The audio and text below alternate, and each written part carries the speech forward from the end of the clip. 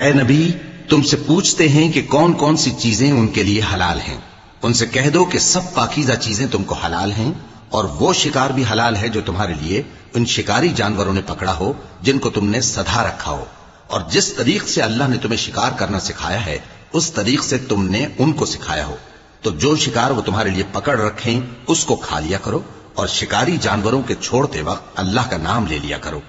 اور اللہ سے ڈرتے رہو، بے شک اللہ جلد حساب لینے والا ہے۔ آج تمہارے لیے سب پاکیزہ چیزیں حلال کر دی گئیں، اور اہل کتاب کا کھانا بھی تم کو حلال ہے اور تمہارا کھانا ان کو حلال ہے،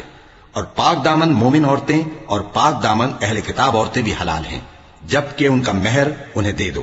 اور نکاح سے عفت قائم رکھنی مقصود ہو، نہ کہ کھلی بدکاری کرنی اور نہ چھپی دوستی کرنی۔ اور جو شخص ایمان کا منکر ہوا اس کے عمل ضائع ہو گئے اور وہ آخرت میں نقصان پانے والوں میں ہوگا۔